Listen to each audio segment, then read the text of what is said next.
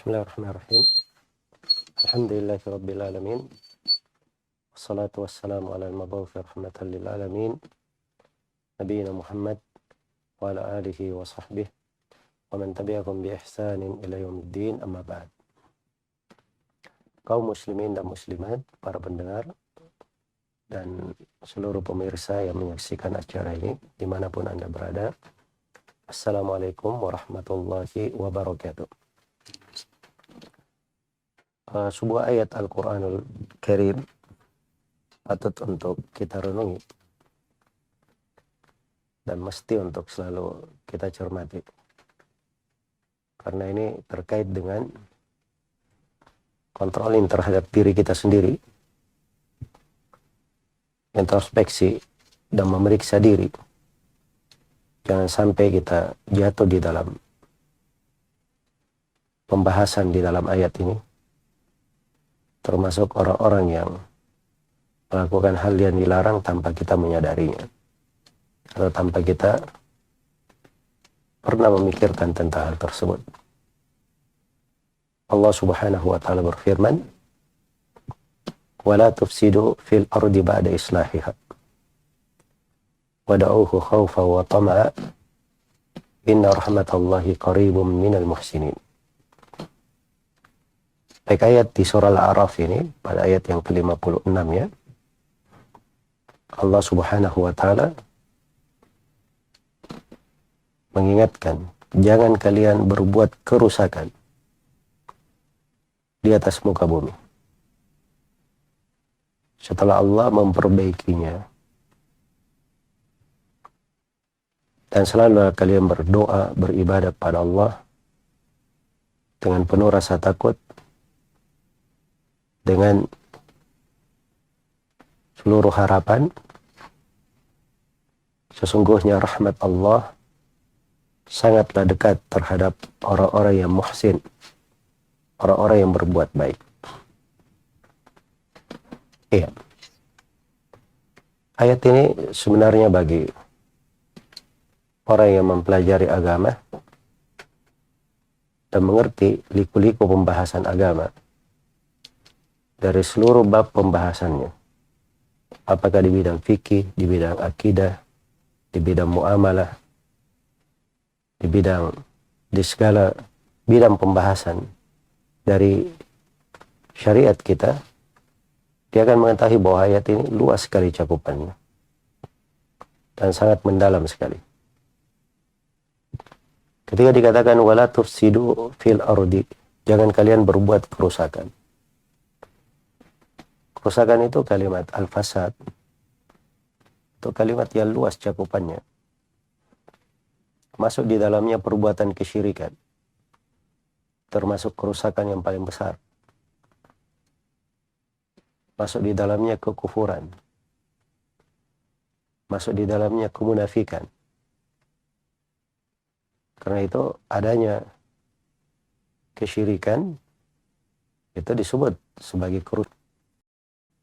Sejumlah perbuatan orang kafir itu disebut sebagai kerusakan di dalam Al-Quran. Dan perbuatan kaum munafikin disebut kerusakan. Wa idza qila lahum la tufsidu fil ard qalu innama nahnu muslihun. Apabila dikatakan kepada mereka jangan kalian berbuat kerusakan di atas muka bumi, mereka berkata kami ini justru orang-orang yang mengadakan perbaikan. Itu dari tipu daya kaum munafikin. Sebagaimana perbuatan dosa dan maksiat dengan segala bentuknya itu masuk di dalam perbuatan kerusakan. Masuk di dalam perbuatan kerusakan. Karena itu mencuri kerusakan. Itu dikenal dari umat-umat sebelum kita. Mencuri dalam segala bentuknya. Apakah dalam harta pribadi orang atau harta umum. Makanya ketika Nabi Yusuf menahan saudara-saudaranya dengan tuduhan mereka membawa perhiasan atau mata milik Nabi Yusuf, maka saudara-saudara Nabi Yusuf membela diri dengan berkata, Laqad alimta ma ji'na linufsida fil ardi wa ma kunna sariqin. Kamu sudah tahu bahwa kami ini datang bukan untuk berbuat kerusakan di atas muka bumi. Dan kami bukan para pencuri. Bukan para pencuri. Yang kerusakan yang ada di alam ini, musibah dan malapetaka, itu sebabnya karena tangan-tangan rusak di atas muka bumi. Zaharal fasadu fil barri wal bahri bima kasabat aydin nas. Telah tampak kerusakan di daratan dan di lautan disebabkan karena perbuatan tangan-tangan manusia. Iya. Dosa dan maksiat masuk di dalam perbuatan kerusakan. Karena itu dari ciri Firaun yang gemar membunuh, berbuat kerusakan. Disebut dalam Al-Quran, innahu kana minal mufsidin. Sungguhnya dia termasuk orang-orang yang berbuat kerusakan. Termasuk orang-orang yang berbuat kerusakan. Sebagaimana membuat manusia itu takut. Membuat orang-orang di dalam kekhawatiran. Atau membuat kejadian-kejadian yang melayangkan jiwa. Memutus jalan-jalan. Menghilangkan keamanan, itu perbuatan kerusakan. Dan perbuatan kerusakan yang seperti ini, itu besar sekali hukumannya di dalam syariat ini. Diberi hukuman yang pasti. Iya. Karena itu orang-orang yang melakukan perbuatan terorisme, peledakan, pengeboman, itu kalau di pengadilan Islam, hukumnya cuma satu. Adalah hukuman mati. Karena Allah Subhanahu wa taala berfirman, "Innama jazaa'ul ladzina yuharibuna Allah wa rasulahu wa yas'auna fil ardi fasada ay yuqattalu aw yusallabu aw tuqatta'a aydihim wa arjuluhum min khilaf aw yunfaw minal ard." Sungguhnya balasan orang yang Allah dan Rasulnya dan berjalan dengan kerusakan di atas muka bumi. Hukumannya adalah dia dibunuh atau disalib, dipotong tangan dan kakinya secara bersilang, atau diasingkan dari muka bumi. Iya. Ini hukum tegas di dalam syariat akan hal tersebut. Jadi perbuatan kerusakan itu luas cakupannya. Dan untuk mengetahui luasnya cakupannya, kita juga harus memahami makna yang disebut di dalam ayat ba'da islahiha, setelah bumi itu diperbaiki. Apa maknanya bumi telah diperbaiki oleh Allah? Bumi ini diciptakan oleh Allah, sudah lengkap kebaikan dalamnya. Walladzi ja'a arda huwallazi khalaqa lakum ma fil ardi jami'a. Dialah Allah yang menciptakan untuk kalian seluruh yang ada di atas muka bumi. Yang diciptakan untuk kita mengambil manfaat darinya. Iya. Dan bumi ini menjadi sangat baik sekali setelah diutusnya para nabi dan para rasul. Ditata dengan agama dan syariat. Maka dengan diutusnya Nabi Muhammad SAW kepada kita, turunnya Al-Quran, itu bumi telah diperbaiki. Maka jangan ada yang berbuat kerusakan setelahnya. Berbuat kerusakan setelahnya. Karena itu menyelisihi dari kandungan Al-Quran, perintah-perintah agama, keluhuran syariat, itu adalah bentuk kerusakan. Dan berbuat kerusakan. Berbuat kerusakan. Iya. Jadi kalau dicermati dari kandungan ayat, subhanallah, luas sekali dan sangat mendalam.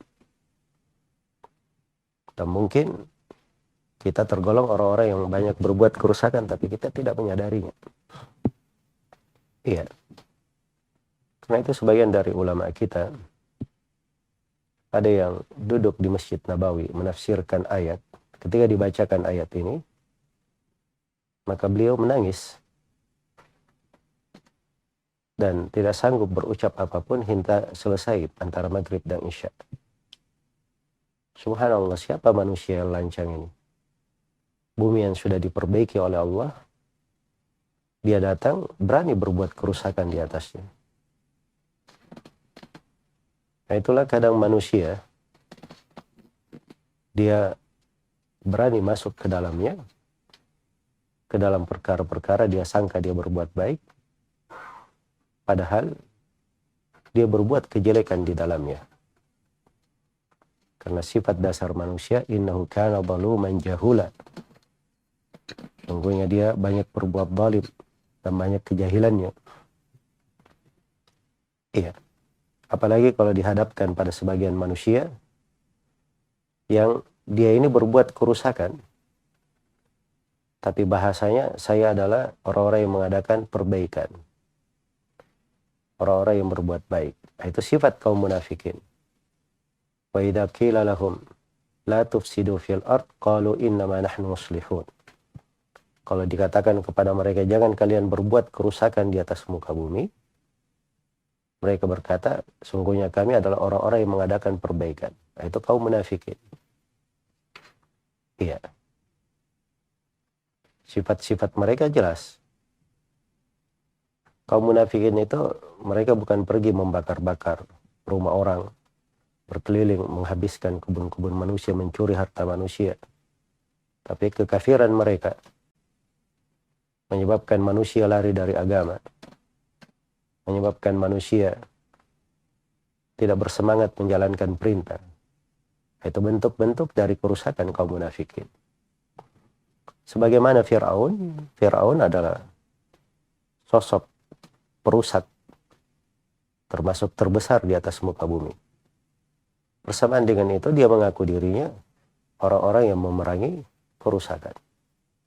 Karena itu ketika akan membunuh Nabi Musa, memerangi Nabi Musa, Fir'aun berdalih kepada kaumnya sebagaimana yang disebut dalam Al-Quran. Waqala Fir'aun daruni aqtul Musa wal yad'u rabbah inni akhafu an yubaddila dinakum aw an yudhhira fil ardil fasad. Kata Fir'aun, biarkan saya membunuh Musa dan biarkan Musa berdoa kepada Rabbnya. Ya, saya harus melakukan itu, kata Fir'aun, karena saya takut Musa ini mengganti agama kalian atau dia menampakkan kerusakan di atas muka bumi. Kerusakan di atas muka bumi. Karena itu bahasa orang, bisa saja dia berbahasa saya berbuat kerusakan. Padahal, ala innahum humul mufsiduna walakin la yash'urun.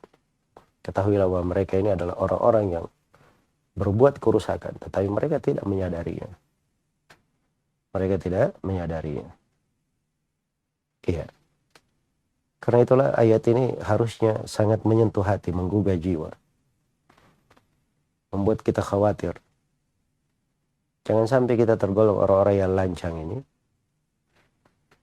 Banyak berbuat kerusakan dengan menelantarkan perintah, menginjak-injak dari apa yang dilarang oleh Allah Subhanahu wa taala, mengganggu manusia dengan lisan ataupun dengan tangan, dengan fisik. Dan sekarang banyak orang yang mengganggu manusia dengan lisannya, bahkan dengan dua ujung jempolnya, mengganggu manusia, melukai hati-hati orang. Dan dia nggak tahu bahwa itu adalah perbuatan kerusakan di atas muka bumi. Masuk di dalam kategori ayat. Wala tufsidu fil ardi ba'da islahiha. Jangan kalian berbuat kerusakan di atas muka bumi setelah diperbaikinya bumi itu. Bergibah. Apalagi dia gibai pemerintah, penguasa. Iya. Nah, itu adalah dosa besar menurut kesepakatan ulama. Tidak ada silam pendapat dalam hal itu. Itu perbuatan kerusakan. So, pemerintah itu dia punya wibawa, harus dijaga. Karena itu orang yang belajar fikih dalam agama ini, dia akan tahu ada bab namanya menjaga wibawa pemerintah. Nah, itu adalah tugas seluruhnya, semua rakyat. Karena itu kalau dia keliru, tidak boleh dibiarkan kekeliruannya di depan umum, dinasihati secara pribadi. Karena memang kaidah syariat mengarah ke sana. Itu untuk menjaga kebaikan semuanya. Karena itu tiang pasak pada rumah. Kalau diruntuhkan, maka rumah itu akan runtuh menimpa kita semua. Tapi kalau kita jaga, kita pelihara, maka kita sendiri akan berteduh sejuk di bawahnya. terhindar dari segala hal yang buruk, dari angin kencang, dari hujan yang deras, dari terik matahari. Kita berteduh di bawahnya, mengambil kebaikan. Nah, itulah kehidupan bersama. Iya, makanya Ramadan ini di dalamnya terdapat berbagai pelajaran yang harusnya membuat pikiran seseorang itu jernih. Dia pandai melihat hikmah-hikmah, pandai memperhitungkan akibat dari sebuah ucapan atau akibat dari sebuah perbuatan. Dia mengukur sesuatu itu dengan ukuran yang benar. Kemudian di kelanjutan ayat dikatakan, wada'uhu khawfaw wa tama'a, dan berdoalah kepada Allah dengan penuh rasa takut dan penuh harapan. Ini dua ibadah, al-khawf wa tama' wa raja.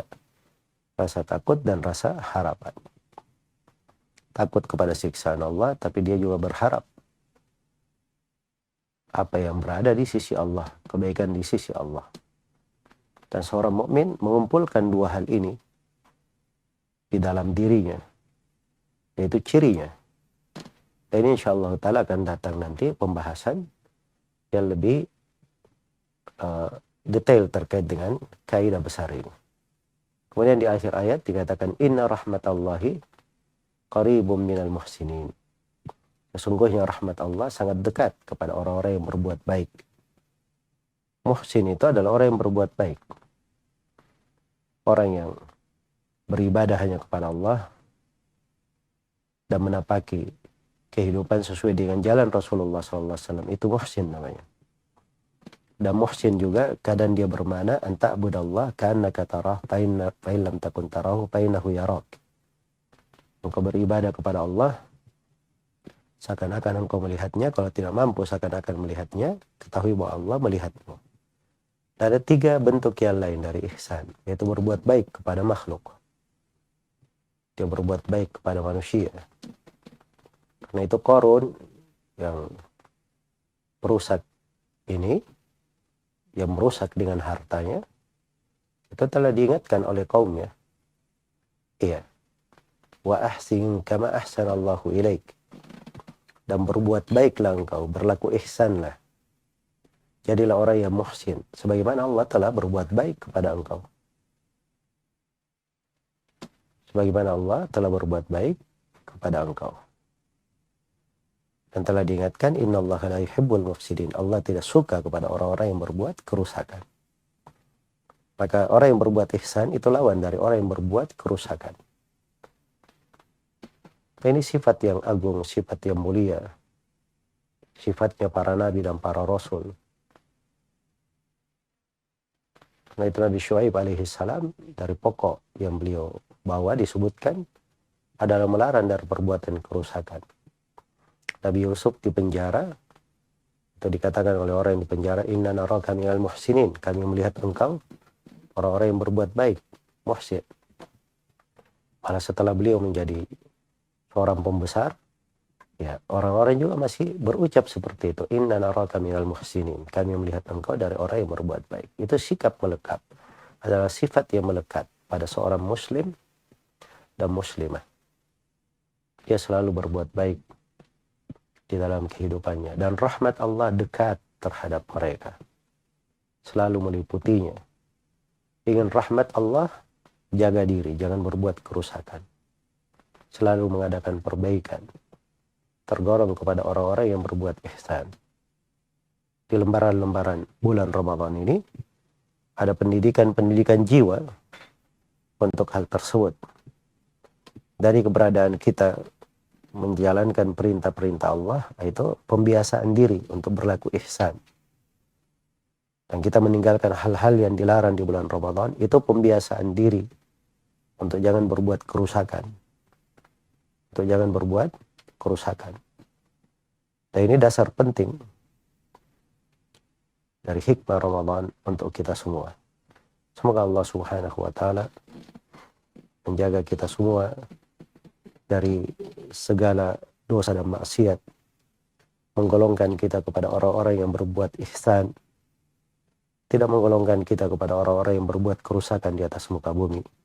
Innahu waliyyu dzalika wal qadiru alaihi wallahu ta'ala alam.